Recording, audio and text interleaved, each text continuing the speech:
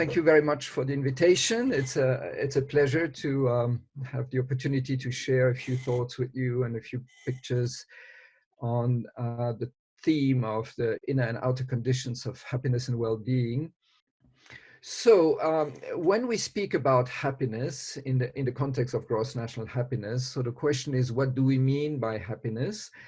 And when we present gross national happiness, an argument that often comes is that, you know, happiness is something so personal, so subjective. How can we pretend to implement happiness at a societal or organizational level? People don't want the state or their organization to mix up in their own personal preferences of what makes them happy and so on and so forth, which I fully understand. But I think it comes from a certain confusion about what we mean by happiness in this context. Because in the context of gross national happiness, we make a difference between two concepts that in ancient Greece was called hedonia, or hedonism, out of which hedonism came, and then eudaimonia. So hedonism is pleasures. So you know, what makes me feel well. Like you might enjoy a good meal, you might enjoy a walk, you might enjoy whatever makes you feel well, and it's more related to sensual pleasures, which are fine, obviously, but short-lived and very, very personal, very subjective, very different from one person to the other. While when we speak about happiness as eudaimonia, etymologically it comes from eu, which means harmony or beauty, and daemon, which doesn't mean a demon, but which means in the ancient Greek tradition, Plato, it's like the true being, my higher being, my essential being. So it really means living in harmony with one's highest potential, with one's deepest aspirations, and with one's true being. So that's what we're speaking about, and not about pleasure. And we find this idea of happiness as a central feature of human life, both in East and West. Here in the West, we have from Aristotle, happiness is the meaning and the purpose of life, the whole aim and end of human existence. So it's not a new idea. And we find it, as mentioned, both in Western philosophy as well as Eastern philosophy. And for instance, His Holiness the Dalai Lama is one of the main proponent of Buddhism in our time, also describes, based on Buddhist tradition, true happiness comes from having a sense of inner peace and contentment, which in turn must be achieved by cultivating altruism, love, and compassion, and by eliminating anger, selfishness, and greed. So we see that from a Buddhist perspective, the definition of happiness is one that has a lot to do with our inner state of mind, with our consciousness, with our awareness. And although I absolutely fully agree with it, I would argue that it is also important to look at the environment, at the social environment, natural environment, and that although for our inner experience of happiness, our inner state of mind is absolutely central, it doesn't take away the responsibility to create an environment that is conducive to happiness. And in the context of gross national happiness, we describe happiness, true happiness, as having three fundamental components. One is living in harmony with oneself.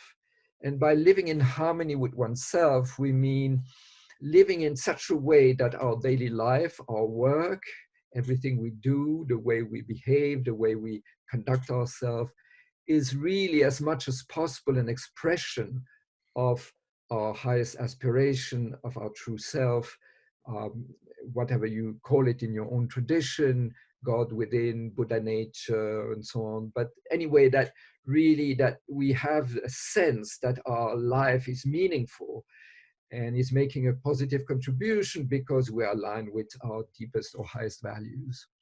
And that would be really the first precondition. And of course, that has a lot to do with our inner state of mind. But equally important is to live in harmony with others. So some of you might be aware that Harvard University has conducted a very long study, one of the longest study ever conducted in human science, because it started in the late 40s or early 50s and was just concluded a few years ago, about trying to see what were the components of a good life. So they followed two groups of people from their youth until their old age, and for many of them they passed away. It was, of course, many generations of scientists, several generations of scientists who continued this survey and this research. And interestingly enough, one of the strongest correlation that came out of the study was that actually a good life, a meaningful life, also a healthy life, so is correlated with the quality of our social relationships.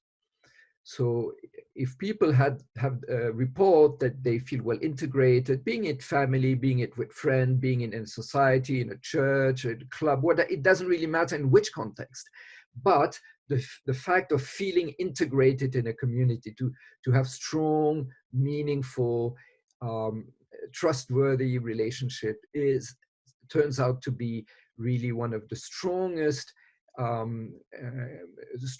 factor of having a good life, a meaningful life, also a healthy life and a long life. So that's this living in harmony with others seems to be a very central dimension of our happiness and well-being. And then thirdly, and obviously, and Jean-Paul has mentioned that in his introduction, we know that we live in a time of great challenges in terms of ecology, climate change, biodiversity, and so on. And obviously living in harmony with nature and with the planet has become the very precondition for a happy life, because if we are destroying the ecosystem we're living on, or with rather than on, we're living with, obviously there will be no harmony, not for humans and not for other living beings either. So these three components is, so to say, the core principle on which gross national happiness is comprised. And this was Jigme Y. Tinley, who used to be the Prime Minister of Bhutan, he was my boss. He's the one who appointed me when I went to Bhutan to direct the Gross National Happiness Center. And he was the first statement that's at the UN General Assembly in New York, to offer the idea of happiness and well-being as a new development paradigm. So the idea was that instead of simply measuring economic growth, countries should start measure what is actually bringing happiness and well-being to all the people and to all life forms, meaning obviously also animals and plants and rivers and oceans and forests and so on and so forth. And that was in 2011, and in 2012, and in 2011, then a resolution was passed in the UN called Happiness and Well-being Towards a New Development Paradigm. And in 2012, there was a high-level meeting in New York at the General Assembly focused on this idea of happiness and well-being as a center of development. And that was when I joined the Gross National Happiness Center at the time.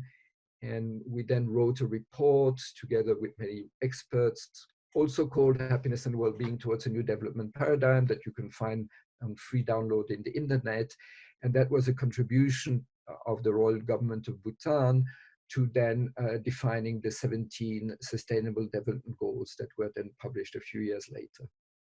So the idea that one should focus on happiness and well-being has to do with the idea that we need to harmonize inner and outer conditions of happiness. And this is an ancient traditional symbol, yin and yang, that you all know, that show this interdependence between the two sides of human nature. You can call it mind and matter, inner and outer, night and day, all these big polarities, but that needs to be in a harmony. Another way to symbolize it is this double lemnis gate, that symbolizes the fact that the outer conditions have an impact on our inner state of mind. Obviously, we are conditioned through society, education, social system, educational systems. But on the other hand, these outer systems are the manifestation of our inner states of minds. So therefore, we believe that we can have no long-lasting transformation of the systems without a true transformation of consciousness. So it's really trying to symbolize the interdependence between inner transformation and social innovation or transformation. So let's go to gross national happiness. Gross national happiness was this idea or this concept was formulated for the first time in the early 70s by this young man. He was 17 years old when he ascended the throne. He's the fourth king of Bhutan. And when he became king, his father passed away when he was 17, and at that time Bhutan was still an absolute monarchy. And the young king realized that he didn't know what he was supposed to do. And as you know, many philosophers and wise men have said that the beginning of wisdom is to know that we don't know. And so from this perspective, this young king was very wise. He was aware that he didn't know. And so he went around the country and listened to the people. And through listening, he came back, after listening for almost 2 years, he came back to his palace and brought his counselors together and said, well, it's not easy because many people want many different things, young and old, men and women, farmers and city dwellers. But what everybody wants is to be happy and avoid suffering. And so I will try to put that at the center of my government, that gross national happiness is actually more important than gross national product.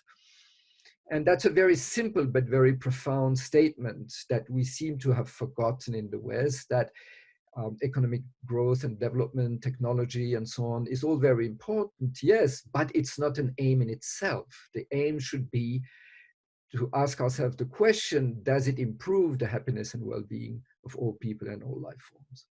So now I'll show you a short film on gross national happiness, so you get also a chance to see a little bit of the Kingdom of Bhutan.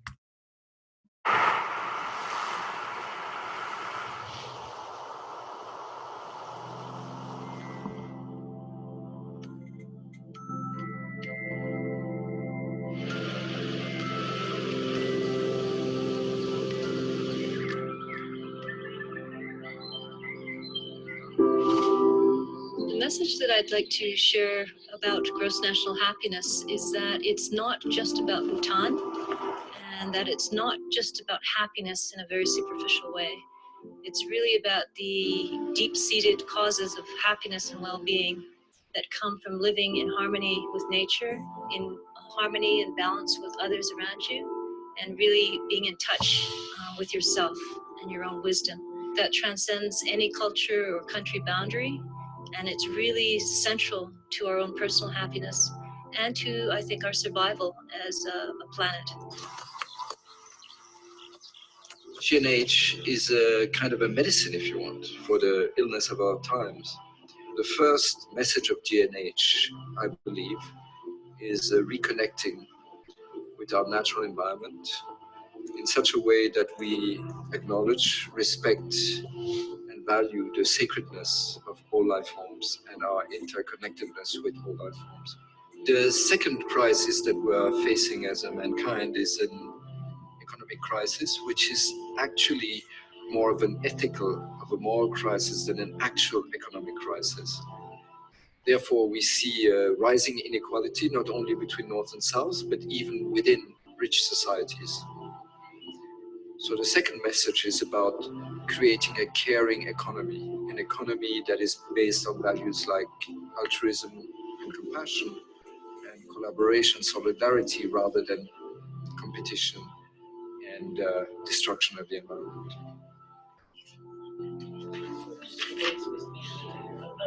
The third message of G&H, I believe, is reconnecting with ourselves, with our deepest or highest potential, with our deepest values.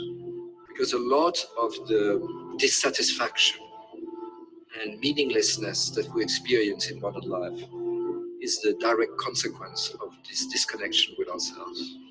I think one reason that gross national happiness has come into the spotlight in a global way right now is because there's a collective sense that things aren't working. I don't think we would be so interested in happiness if we weren't really feeling unhappy with a lot of things right now. So I think what G&H offers is not just a cosmetic stick-on Band-Aid solution to just tweak the system a little bit. It's really questioning, why have we been chasing GDP and economic growth at all costs? And can we not balance that and look at happiness and well-being of all life as a reason and the center for development?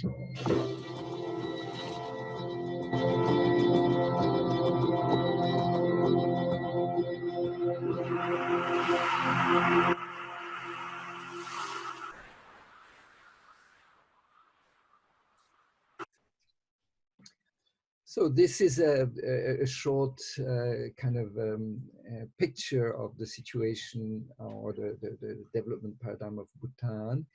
And then the question that often came to us is like, okay, if you want to replace GDP with G&H, with gross national happiness, well, you cannot simply replace a measurement tool, indicator system, with an idea or an ideal or a beautiful vision. You need to have an alternative measurement tool. And so gross national happiness is not only a vision or a kind of idealistic ideal about how we should develop, but it's actually also a measurement tool, an indicator system, based on one hand of what we call the 4 pillars, which is like the fundamental structure of a society, where we say that, of course, economic development is important, but it's not the whole thing, and it has to be equitable and sustainable. And it has to be balanced with other aspects of society that are as important, if not more important, like typically the ecological dimension. So how could we build an economy that destroys the environment? If we build an economy that destroys the environment, obviously this economy has no future. So really the conservation of the environment and the preservation of the culture, of nature is really the fundament of all societal development. Then we also need to preserve and develop culture, and by culture we mean arts, science, spirituality, so which actually gives the soul of society, because like the material development is just the infrastructure, is the basis, but it's not really a human life yet. Of course, we could live without music, without painting, without architecture, without beauty, but what kind of life would it be? So culture is not some kind of a luxury, but it's a fundamental part of our humanness. And then, of course, good governance. And by good governance, we mean something quite simple, is the fundamental goal of the leadership, being it at organizational level, a country level, or whatever level, is it really the happiness and well-being of all? Or is governments just representing specific interest groups, which unfortunately is too often the time, and with a short-term vision? Or is really good governance seeking for the common good in a long-term vision, so that our children and grandchildren can also profit and live happily on this beautiful planet? And then we have an indicator system, which is comprised of 9 domains and indicators and variables, which I will not describe today because that would be the content of a whole course for itself. But the fundamental idea is to say that we have to see all the different aspects of human life in a holistic picture to be able to determine whether the society is developing well. So again, just looking at living standards or only looking at economic development doesn't give us a clear picture, or and doesn't allow us to see whether we are developing in the right direction. We also need to look at education, at health, at psychological well-being, at culture, as community vitality, at time use, at ecological diversity, and good governance. So I will not go into details into this part, but that's the idea, that that's the outer condition. So when we say it's a happiness is balancing inner and outer condition, this is what we describe as a conducive outer environment, a conducive conditions that enable then individuals and groups to develop fully and fulfill their best potentials.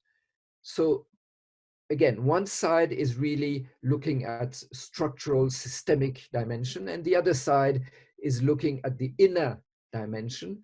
And Jean-Paul has already mentioned the idea of happiness skills. So that's what we're looking at. And I would just wanted to show you this picture that I really love. It represents the development of the brain between embryo when the child is still in his mother's womb until they're 3 years old, more or less, right? And so you see this incredibly beautiful, magical process of structuring the brain. And the good news, and this is what neuroscience calls now neuroplasticity. And the good news is that when I was a student, I was told, this process of transformation of the brain ends when you are grown up, when you're 18 or 20 or something like that. And now we know from neuroscience that actually the natural process that is purely biological, this ends. But actually, as human beings, we have the possibility to continue this process all throughout our whole life, which for somebody like me who's 69 is pretty good news that it's not necessarily finished, but I can still learn, I can still transform, and even at a cellular level, at a brain cell level. And there are two fundamental aspects that play a central role in transforming the mind or transforming the brain even. One is mindfulness, and mindfulness, so that's just a little cartoon on, you see on one side, mindful, which is for most of us, daily kind of mindsets where just, thoughts and images and worries about the past or about the future and so on are like the mind is sort of full and agitated. And then mindful, which would be a quite different state of consciousness based on our ability to master our own awareness. And so mindfulness, and now we have a lot of scientific research on it. Of course, in my own life, it came from my Buddhist practice. But then now in the last 20 or 30 years, there's been a lot of neuroscience research and that has shown the impact of mindfulness on the brain, but also on the body, on the physical and psychological well-being. And fundamentally, mindfulness is, these are the three basic components of mindfulness. The first one is awareness, so that it's learning to direct intentionally our attention or awareness. Mm-hmm. So in normal distracted consciousness, the awareness is all over the place and is not really focused. So the first aspect of mindfulness is learning to direct intentionally our awareness. The second one is to learn to accept whatever is, whatever shows up in our consciousness. So usually we are constantly rejecting or clinging. Yeah, I like this, I don't like that. It's pleasant, it's unpleasant, and so on and so forth. I reject it, I grasp it. And to learn to stay in a more balanced state of simply observing what is in myself, first of all, and then also around me. And then this allows me to be fully present in the present moment, to be really here and now. So if you allow me, I would like us to invite us to do just 2 minutes of short mindfulness practice, so that it's not too theoretical. I would like to invite us to, for a moment, put our 2 feet on the floor. If you're sitting on a chair, or if you're cross-legged, that simply feel the cushion under you. Otherwise, if you're on a chair, feel your feet on the floor and the weight of your body on the chair. Let us hold our back upright, but relaxed. And let's just simply feel, how do I feel right now in my body? What are the sensations?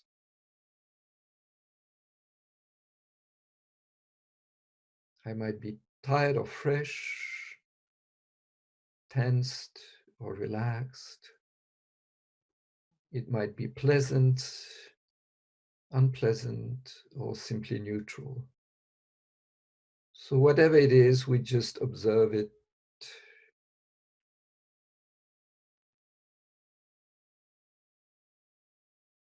Again, in a spirit of acceptance, we just accept that's the way I feel right now.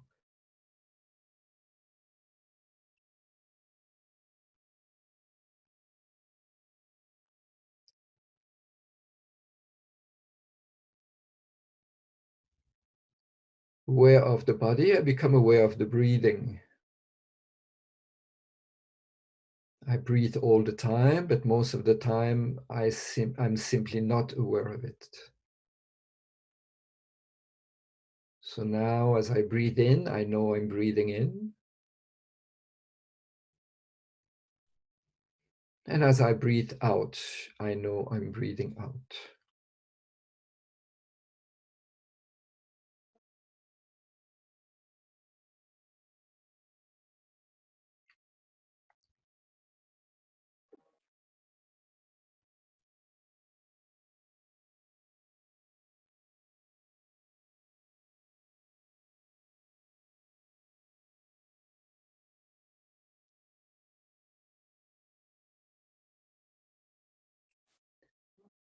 Aware of the body, aware of the breathing, I'm aware of the mind, the movements in consciousness. It can be still or agitated,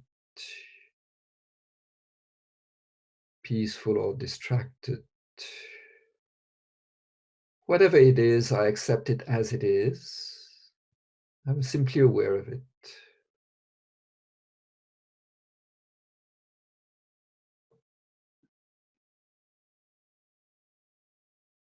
If I observe that I'm flying away in thoughts and memories or whatever, I just gently bring my attention back to the body and to the breathing.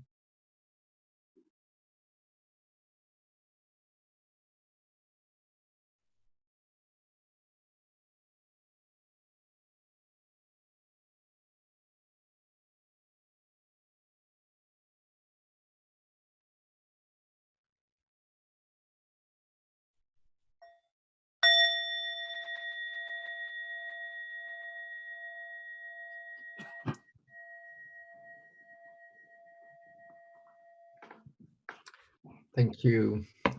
So mindfulness is one part of the happiness skills, because it's the part that allows me to regain mastery about on my own consciousness, on my own awareness. And obviously there's no happiness without freedom, and there's no freedom without me being in charge of my own awareness, of my own consciousness. And the other dimension that we are developing in all our programs, GNH programs, is social and emotional learning. And we believe that that should become part of any school, any educational process. So it starts with self-awareness, which is basically, which is really one dimension of mindfulness, so that we become aware of our emotions and what is happening in ourselves. So it's a deepening our self-knowledge. And through this deepening of our self-knowledge, it enables us to also learn how to manage our emotions in a better way, meaning how do we transform disturbing emotions such as anger, sadness, depression, jealousy, or whatever it is, and how do we learn to cultivate intentionally positive emotions. Again, we know from research that there's a very strong correlation between positive emotions such as gratitude, kindness, empathy, compassion, and happiness and well-being. So this is the first, these are the two first dimensions of social emotional learning, has to do with self. And then the second part is social awareness. So it's really cultivating our ability to feeling other people's experiences, to experiencing with others, to strengthen our empathy and compassion, to deepen our listening skills and awareness of others. And that in turn enables us to develop deeper positive relationships. And as I said before, we know from research that the quality of our human relationships is absolutely crucial and central to our happiness and well-being. And we know in work, for instance, the ability to work in teams, to deal with conflict, but also at home and with our loved ones. We know how important the quality of the relationship determines our happiness and well-being. And so these two sets of skills, that is first based on ourselves and then on social and relation, together help us to make responsible decisions, ethical decisions, for instance, in relationship with the environment, in relationship with society, and so on. So these five basic skills are kind of the core body of social and emotional learning that we are developing in all our programs. So this is, for instance, a picture in that's a high school in Germany, practicing with some teenagers mindfulness and social and emotional learning. So as a last chapter, and I will go a little bit faster on it so that we get a chance to have an interaction. We have implemented this kind of programs in business. For instance, Bigrim in Thailand, it's the largest energy company in Thailand. It was the first time we really implemented gross national happiness on a large company level. And it was extremely successful. So now, for instance, Bigrim is the largest sustainable or renewable energy provider in the whole of Southeast Asia. We also worked with a clothing company in the US, Eileen Fisher, and you might know that clothing companies are very big polluters. So helping a clothing company to become more sustainable, more social, and so on is very important. We currently work with BTS, which is the largest shoe factory in Vietnam with 9,000 employees. And it's the third year now implementing this program where we both look at the outer condition and the inner condition of happiness. So we measure differently, and also we develop happiness skills. And now we have just started working with Service Industriel de Genève, which is an energy provider in Geneva. They do electricity and water and internet and things like that, and waste management. And so that's the very beginning in Switzerland, but in other countries we've already developed quite a lot. And for instance, one of the outcomes of the work with the Bigrim company was to redefine the mission statement, which is now doing business with compassion. You see compassion written very big, for the development of civilization in harmony with nature. And there you see the three harmonies reappearing in a different way. And then the second big field where we work is education. So our first program was Hoa San University in Vietnam. Then we worked with professional schools in Thailand. And we have a very big program in Vietnam called Happy Schools, where we develop these values and this framework at school level, from primary school all the way to higher secondary.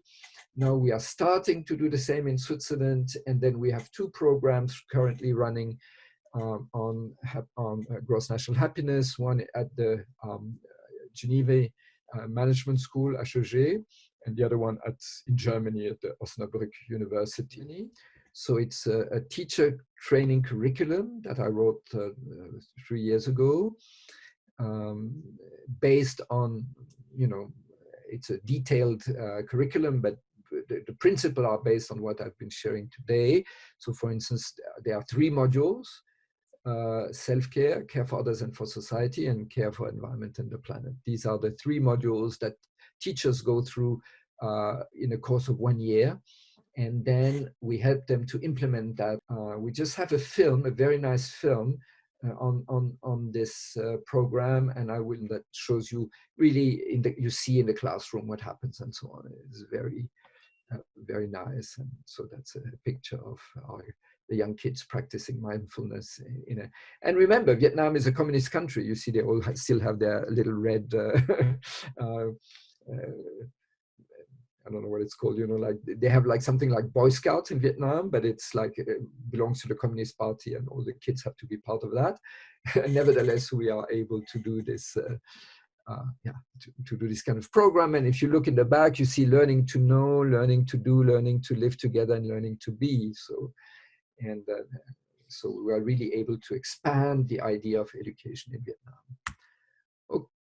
And that's one of the participants in Germany, in the German university course, who's a high school teacher and who has introduced mindfulness practices in the high school where she is teaching. And there was an article in the newspaper about this program that she started. Okay, so let me end with a question for each one of you to reflect. What means happiness for you at work, in your family, and in society?